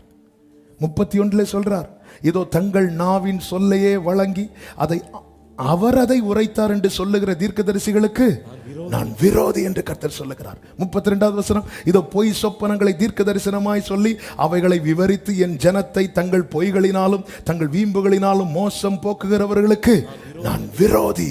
நான் அவர்களை அனுப்பினதும் இல்லை, அவர்களுக்கு கற்பித்ததும் இல்லை. அவர்கள் இந்த ஜனத்துக்கு ஒரு பிரயோஜனமாய் இருப்பதும் இல்லை. எசேக்கியேல் 14:9 சொல்லப்பட்டிருக்கிறது, ஒரு தீர்க்கதரிசி எத்தப்பட்டு எத்தப்பட்டுனா வஞ்சிக்கப்பட்டு. ஒரு விசேஷத்தை சொன்னானாகில் அப்படி கொத்த தீர்க்கதரிசியை கர்த்தராகி நானே எத்தப்பட பண்ணினேன். அதன் அர்த்தம் என்று நான் விட்டுட்டேன்னு அர்த்தம். நான் அவனுக்கு விரோதமாக என் கையை நீட்டி அவனை இஸ்ரவேல் ஜனத்தின் நடுவில் இராதபடிக்கு அழிப்பேன். 10வது வசனம், இந்த வார்த்தையை ரொம்ப கவனிக்கணும். அப்படி அவரவர் தங்கள் தங்கள் அக்கிரமத்தை சுமப்பார்கள், தீர்க்கதரிசியினிடத்தில் விசாரிக்கிறவனுடைய தண்டனை எப்படியோ அப்படியே தீர்க்கதரிசியுடைய தண்டனையும் இருக்கும். அதன் அர்த்தம் என்ன? கேட்க போறவங்களுக்கும் தண்டனை இருக்கு. தீர்க்க தரிசனம் கேட்கணுமா? என்ன இருக்கு? இது ஃபுல்லா தீர்க்க தரிசனம். இதுல நிறைவேறினது இருக்கிறது, நிறைவேறி கொண்டிருப்பது இருக்கிறது, நிறைவேற போகிறது இருக்கிறது. சத்தியத்தையும் அறிவீர்கள், சத்தியம் உங்களை. தீர்க்க தரிசனம் எதுக்கு உரைக்கப்பட்டது? 1 உணர்த்த, 2 திருத்த, 3 உயிர்ப்பிக்க. அப்போ ஆண்டவர் எனக்கு அப்படி பேசுறது இப்படி பேசுறது, கர்த்தர் பேசுவார். எல்லா வாக்குத்தத்தங்கள் கர்த்தர் பேசுவார், கர்த்தர் பேசுவார். ஆனா நமக்கு தெரியணும், நான் துணிகரமா வாழ்வேனா? கர்த்தர் என்ன பார்த்து உனக்கு சமாதானம், உனக்கு இன்னும் 20 நாள்ல அது நடக்கும் இது நடக்கும். ஆண்டவர் சொல்றார், நமக்கு தெரியும்லங்க நம்முடைய வாழ்க்கை. வாக்குத்தத்தம் எல்லாருக்கும் இருக்குங்க. யோசுவா காலேபுக்கு மட்டும் கர்த்தர் வாக்குத்தத்தத்தை கொடுக்கவில்லை. அப்ப கேட்கலாம், அப்ப நல்ல தீர்க்கதரிசிகள் இருக்கிறதுனால தான் இந்த கள்ளப்பாய்க்கு வந்திருக்கிறாங்க. இல்லைன்னா ஈஸியா என்ன பண்ணலாம்? அடையாளம் காணலாம். எதுக்கு ஆட்டுத்தோல் போர்த்திட்டு ஓனாய் வருது? அங்க என்ன இருக்கு? அங்க ஆடே இல்ல, வெறும் ஓனாய் மட்டும் ஆட்டுத்தோல் போர்த்திட்டு வந்தா என்ன ஆகும்? சத்தம் போடுது பாத்தீங்களா? என்ன ஆகும்? கண்டுபிடிச்சிரும். 100 ஆடுகடை கிளையில இருக்கும்போது தெரியாது. இதனால நல்ல தீர்க்கதரிசிகள் இன்றும் இருக்கிறார்கள், இன்னைக்கும் இருக்கிறாங்க. இன்னைக்கும் கர்த்தரால் பயன்படுத்தப்படக்கூடிய, அன்றைக்கே வெளியே தெரிகிறது ஒரு எலியா, வெளியே தெரியாதது 7000 எலியாக்கள் இன்னைக்கும் கர்த்தர் வைத்திருக்கிறார். ஆனா என்ன, இது கடைசி காலம் ஆனதுனால பிசாசானவன் அநேகரை வஞ்சிக்கும்படியாக, அதனாலதான் இந்த வேதத்துக்கு உட்பட்ட வாழ்க்கை இன்னைக்கு யோசிக்கிறது கூட கிடையாது. எப்பாடா ஞானஸ்நானம் எடுத்தாச்சு, எப்பாடா ஞானஸ்நானம் எடுத்தாச்சு. யாருங்க சொன்னா தொட்டில இறங்கி கும்முன்னு இப்படி முங்கி எழும்பி போனதும் பரலோகம் இப்படி திறந்து ஒன்று தூக்கி கொண்டு, அது ஒரு சைன், உடன்படிக்கையின் ஒரு அடையாளம். கல்யாணம் எவ்வளவு நேரம் நடக்கும்? கல்யாணம் 1 மணிக்கு வரும், கல்யாணத்துக்கு முன்னாடி மேக்கப் 5 மணிக்கு வரும். இல்ல இப்படிதானே மொத்தம். பொண்ணு வர கொஞ்சம் லேட்டு லேட்டு லேட்டு, அங்க ஒரே பெயிண்ட் அடி. ஆமா, இங்க வந்தா டவுட், நம்ம வேற கல்யாணத்துக்கு வந்துட்டோமா? மொத்தம் 1 மணிக்கு வரும். அதுலயும் இந்த பாக்ஸிங் முன்னாடி கைப்பிடிக்கிறது மாதிரி 2 பேரை கைப்பிடிச்சு இப்படியே கொடுப்பாங்க. அன்னைக்கு மணமகள் அழுவாள், அவன் சிரிப்பான். அது அவளுடைய கடைசி அழுகையும். இவனுடைய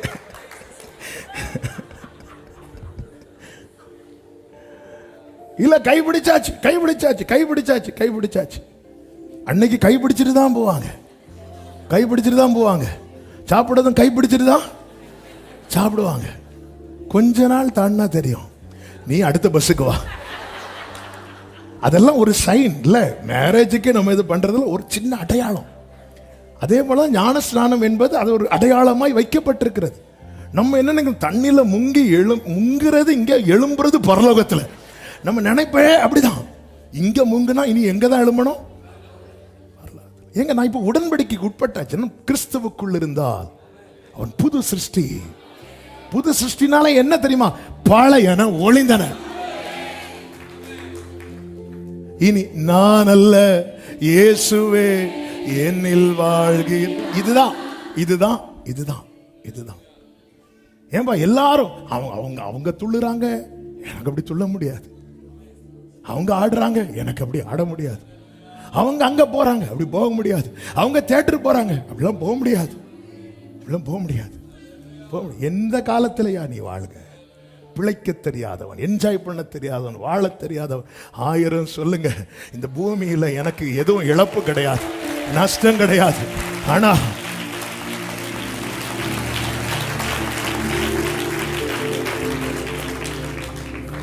ஆதியில் செய்த கிரியை. இப்படி வாங்க, இப்படி வாங்க. அது ஆதியில் செய்த கிரியை. ஆரம்பத்தில் எல்லாம் எப்படி இருந்து, அதான் தாவீது தன் பிள்ளையை உணர்ந்து கதறுவார். சங்கீதம் 51 எடுக்க வேண்டாம், நேரம் போகிறது, நிறைய பேசணும். நான் இதை சொல்லி நான் செபிக்க விரும்புகிறேன். தாவீதின் ஆரம்பம் எப்படி இருந்துச்சு தெரியுமா? அப்படி இருந்துச்சு.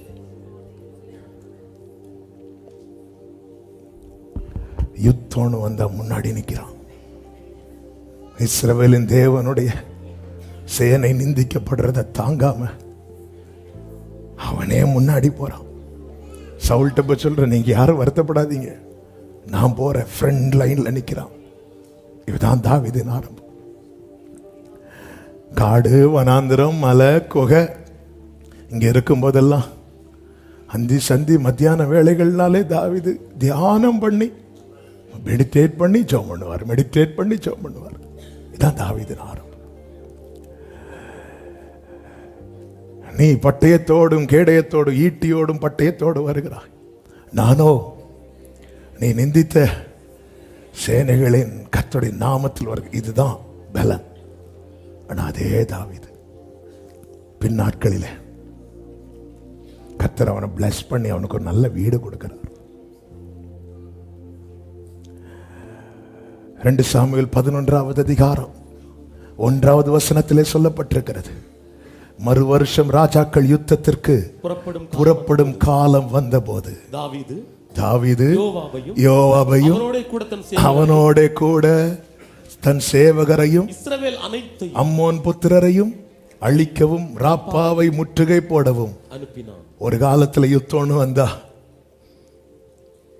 தாவீது ஃப்ரண்ட் லைன்ல, இப்போ மற்றவங்களெல்லாம் அனுப்பி விட்டுட்டு தாவீதோ பைபிள் அந்த வசனத்தை பார்த்தீங்களா? ராஜாக்கள் யுத்தத்துக்கு புறப்படும் காலம் இது.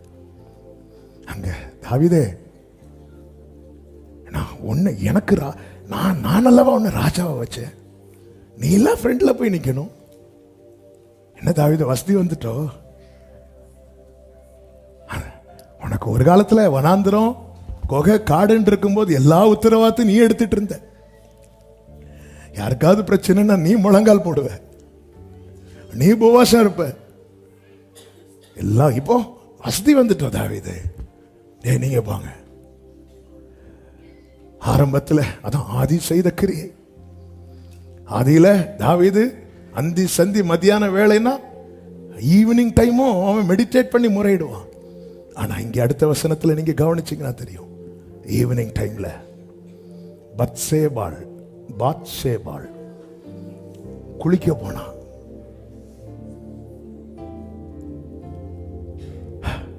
பார்வை மாறுது. என்ன தாவீது, எங்க பிரச்சனை ஆச்சு? உனக்கு அவர் வீடு தந்ததுதான் பிரச்சனையா? உனக்கு அவர் வசதி தந்ததுதான் பிரச்சனையா? உனக்கு ஒரு நல்ல வேலை தந்ததுதான் பிரச்சனையா? உனக்கு ஒரு பிசினஸ் தந்ததுதான் பிரச்சனையா? எங்க போச்சு? இந்த வார்த்தையை பேசுற நடுக்கத்தோடு பயத்தோடு பேசிட்டு இருக்கிறேன். கர்த்தர் பேசினது பேசிட்டு இருக்கிறேன். என்னாச்சு? அன்னைக்கு பால்கனி இல்லைல்ல, அன்னைக்கு ஏதோ ஒரு குகையில இருந்தல்ல நீ, அன்னைக்கு ஒழுங்கான சாப்பாடு இல்லைல்ல உனக்கு, இப்போ உனக்கு எல்லாம் சூப்பரா இருக்கு. என்னாச்சு?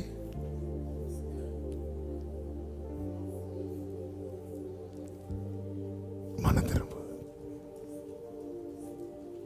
அன்னைக்கு மாச கடைசியான நீ துடிப்ப, இன்னைக்கு மாச ஆரம்பத்தில் எல்லாத்தையும் செட்டில் பண்ணி வச்சிருக்கிற.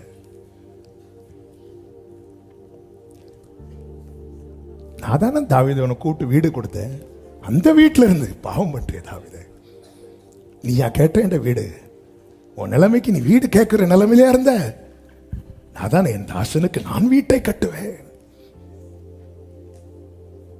ஆண்டவருக்கு தாங்க முடியல.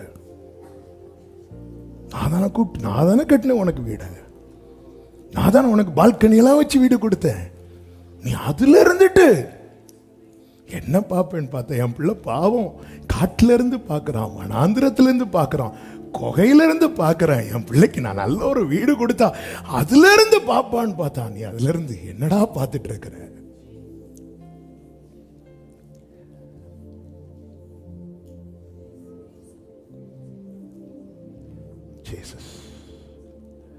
இன்னைக்கு தாவீது இல்லைங்க, ஆனா தாவீதுக்கு கொடுத்தது மாதிரி நமக்கு ஒவ்வொன்னா தந்து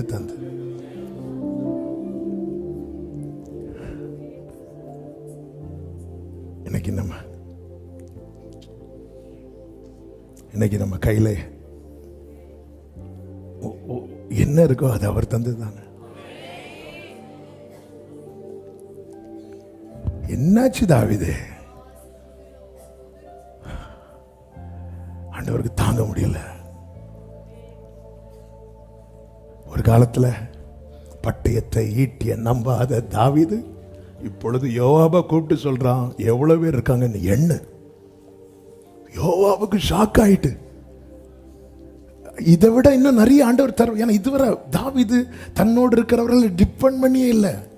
இப்போ சேனையை, ஏன்னா நிறைய ஜெயம் வந்துட்டுல, இதெல்லாம் உணர்த்தப்பட்டு விழுந்து அழுத சங்கீதம் தான் 51.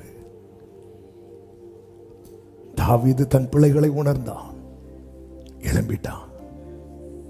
அவன் எந்த நிலையிலிருந்து விழுந்தான் என்பதை அறிந்தான். தீர்க்கதரிசியை வந்து உணர்த்துறார். அதான் தீர்க்க தரிசனம் உணர்த்தும், திருத்தும், உயிர்ப்பிக்கும். தாவீது உணர்ந்தான், திருந்தினான், உயிர்ப்பிக்கப்பட்டான். இன்னைக்கு அவரோடு இருக்கிறான். ஆண்டவர் கேட்கிறான், நம்மை பார்த்து விழுந்தவன் எழும்புகிறதில்லையோ? எரேமியா 8:4 வாசிங்க, செபிக்கலாம். விழுந்தவர்கள் எழுந்திருக்கிறதில்லையோ? வழி தப்பி போனவர்கள் திரும்புகிறதில்லையோ? ஒருத்தன் விழுந்துட்டானா விழுந்த இடத்திலேவா கிடப்பான்? விழுந்தார்கள், எழும்பினார்களே, ஆனா நீனும் எழும்பலையே. பிரியமான கர்த்தருடைய பிள்ளைகளே, இந்த விளக்கு தண்டை நீக்கிறதுக்கு ஆண்டவருக்கு டைம் ஆகாது. ஒரு சத்தியம் தெரியுமா? நாம் எல்லாருமே பிறப்பால் யூதர்கள் அல்ல. நாம் எல்லாம் வெட்டப்பட்ட இடத்துல ஒட்டி வைக்கப்பட்டவர்கள். சுபாவ கிளைகளையே தப்ப விடாதிருக்க, அதாவது இயல்பாகவே யூதா கோத்திரத்திலே, இஸ்ரவேல் வம்சத்திலே வளர்ந்தவர்கள். அவர்கள் இருதய கடினத்து நிமித்தம் வெட்டப்பட்டார்கள். அப்படி வெட்டப்பட்ட இடத்துல எங்கேயோ கிடந்த என்னையும் உங்களை எடுத்து ஒட்டி வைத்தார். அதன் அர்த்தம் என்ன? ஜீவனோடு இருக்க வேண்டியவர்கள் வெட்டப்பட்டார்கள். ஜீவனற்று இருந்தவனுக்கு ஜீவன் கொடுக்க ஒட்டி வைக்கப்பட்டான். நல்ல கவனிங்க. அதாவது ஒரு மரத்துல வளர்ந்த கிளையை வெட்டுவது கடினமா, ஒட்டின கிளையை வெட்டுவது கடினமா? அதுலயே வளர்ந்த கிளைய ஒரு விரலை நம்ம கையில இருந்து பறிக்கிறது எப்படி? அதுதான். இன்னொரு விரலை நம்ம சும்மா ஒட்டி வைக்கிறோம், ஈஸியா எடுத்துருவோம். எங்க ஆத்தையே செஞ்சவருக்கு இது செய்ய முடியாதா? அதனாலதான் பைபிள் சொல்லுகிறது, தேவனுடைய தயவையும் கண்டிப்பையும் பார்.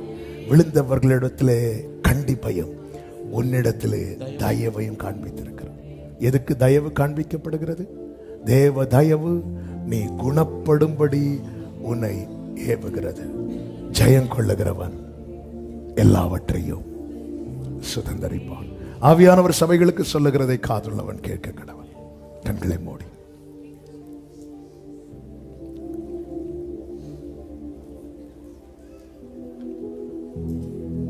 முடிந்தால் முழங்கார் படியிட்டு அல்லது எழுமி நின்று அவங்களுக்கு எப்படி வசதி.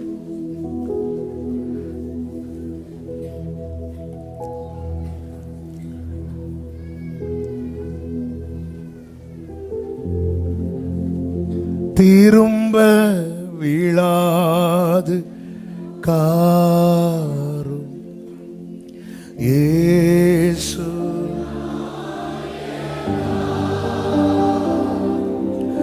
கிருபை இழாது காரும் இயேசு.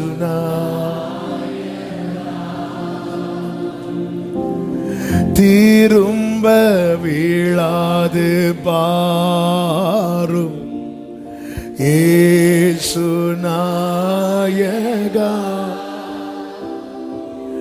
கிருபை இழாது காரும் இயேசு.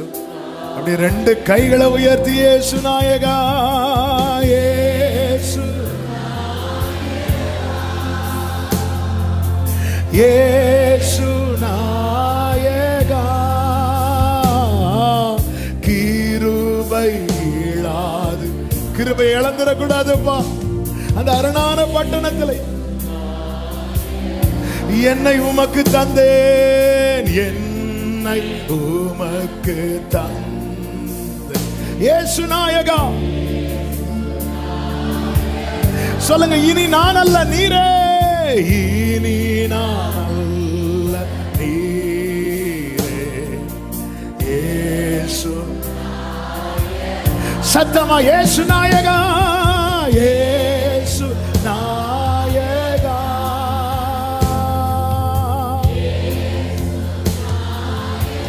இனி நான் அல்ல நீரே, இனி நான்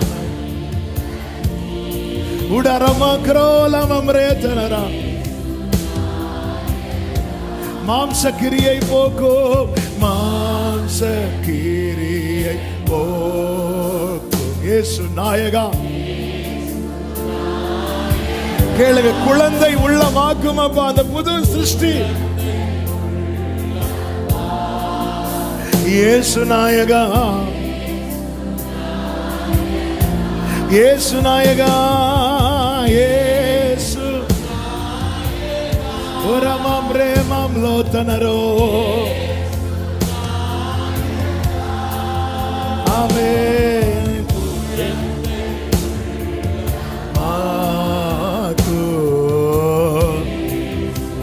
ரெண்டு கைகள் அப்படி விரித்து உயர்.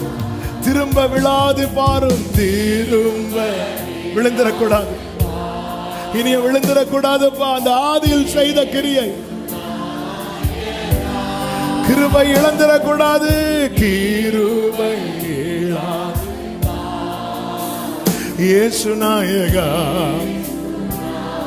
ஒரு விஷயம் கூட சொல்லுங்க, திரும்ப விழாது பாரும் இயேசு நாயகா. கிருபை இழாது காரும் இயேசு நாயகா.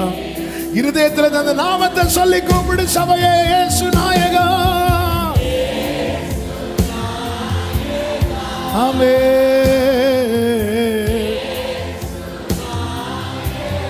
glory கிருபை ஜீசஸ். எந்த உள்ளம் தங்கோ இயேசு நாயகா. உந்தன் வீடாய் கொள்ளோ இயேசு நாயகா. ஆமென். வலது கரத்தை வானத்துக்கு நேராக உயர்த்தி இடது கரத்தை இருதயத்தில் வை. ஆண்டவரே, அந்த ஆதியில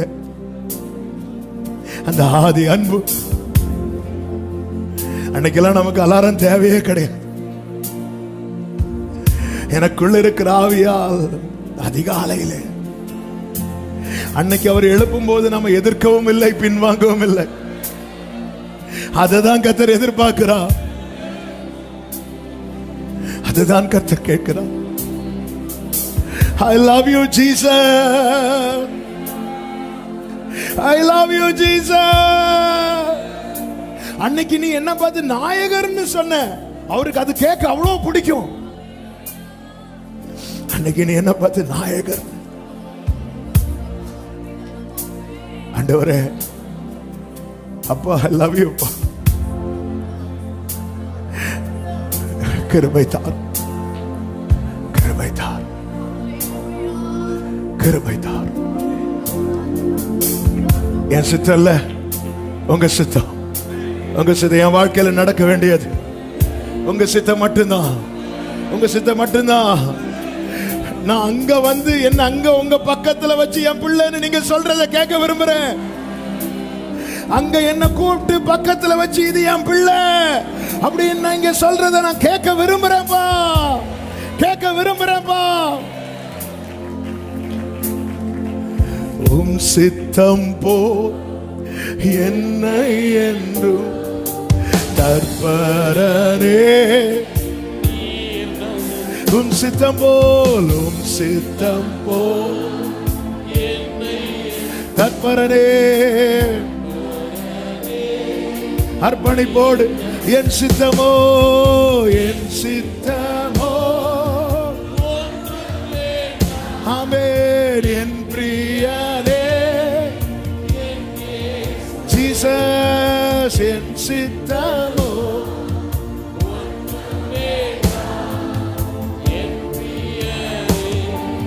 திருமார்பில் நான் சாய்ந்திடுவேன், திருமார்பில் நான் சார்ந்திடுவே. மறுபிரயாண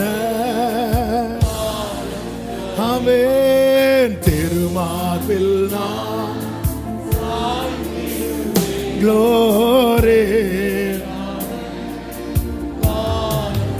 ஆமென். பரனே உந்தன் க்ளோரி அறிவதல்லோ தூய வழி. பரனே க்ளோரி மமலரதோ. உம் சித்தம் போல், உம் சித்தம்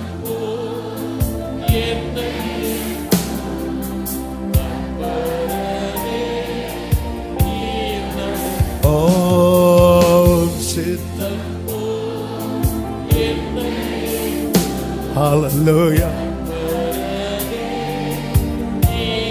வழிப்பிரயாணி, வழிப்பிரயாணி,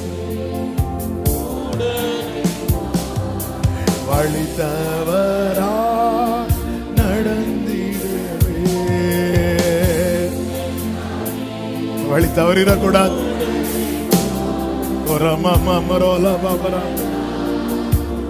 விரும்பி கேளு சபையே, வழிதுவே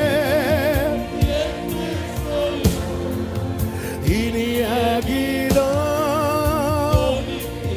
எங்கள் காதுகள் கேட்கட்டும் ஆண்டவரே. ஆமென்.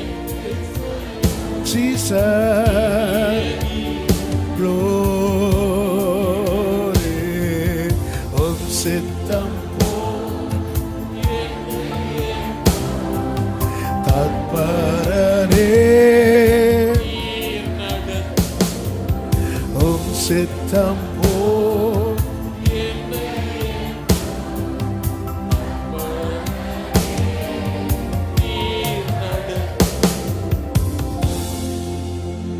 அர்ப்பணிக்கிறோம். பரிசுத்த பிதாவே, நல்ல தகப்பனே, உடைய பிரசன்னத்துக்காக நன்றி. உங்க சமூகத்தில் கொண்டு வந்து ஆராதிக்க வைத்து, துதிக்க வைத்து, செபிக்க வைத்து, எங்களோடு பேசுனீங்க ஆண்டவரே. எங்களை அங்க கூப்பிட்டு உங்க பக்கத்தில் உட்கார வச்சு, நீ என் குமாரன் அப்படின்னு சொல்லணும்பா. ஜெயித்தவர் நீர் இருக்கிறேன், ஜெயிக்க வைப்பேன். நீங்க எதிர்பார்க்கிறது எங்க கிட்ட வேணும், எங்களில் வெளிப்படணும். அந்த ஆதியில் கொண்டிருந்த அன்பு, ஆதியில் செய்த கிரியை ஆண்டவரை இன்னும் விழுந்து கிடக்காம ஒவ்வொரு சபையா எழுந்து அப்பா செயல்பட, அந்த அன்பின் பிரயாசத்தை வெளிப்படுத்த தேவன் அனுக்கிரகம் செய்தார். ஒவ்வொருவரை ஆட்கொள்ளும். இந்த வார்த்தைகள் ஒவ்வொருவருக்குள்ளே பேசிக்கொண்டிருப்பதாக, உருவாக்குவதாக. ஆண்டவரே, இந்த சத்தத்தை சமீபத்தில் தூரத்தில் யாரு கேட்டாலும் அவங்க ஜெயிக்கணும்பா, ஜெயிக்கணும்பா. அவங்க ஜெயிக்க நீர் விரும்பி இந்த சத்தத்தை தோணிக்க பண்ணி இருக்கிறீங்கப்பா. வல்ல கரங்களில் அர்ப்பணிக்கிறோம். மகிமை, கனம், துதி, ஸ்தோத்திரம் அனைத்தும் ஒருவருக்கே செலுத்துகிறோம். இயேசு கிறிஸ்துவின் நாமத்தில் பிதாவே, ஆமென். என் ஆத்துமாவே கர்த்தரை ஸ்தோத்திரி, முழு உள்ளமே அவருடைய பரிசுத்த நாமத்தை ஸ்தோத்திரி. என் ஆத்துமாவே கர்த்தரை ஸ்தோத்திரி, கர்த்தர் செய்த சகல உபகாரங்களை மறவாதே. ஆமென். நம்முடைய கர்த்தராகிய இயேசு கிறிஸ்துவின் கிருபையும், பிதாவாகிய தேவனுடைய அன்பும், பரிசுத்த ஆவியானவருடைய ஐக்கியமும் சிநேகமும் பாதுகாவலும் நம் அனைவரோடும் எல்லா பரிசுத்தவான்களோடு கூட கர்த்தருடைய வருகை மட்டும் தங்கி இருப்பதாக. ஆமென். ஹல்லேலூயா. God bless you. கர்த்தர் உங்களை ஆசீர்வதிப்பாராக.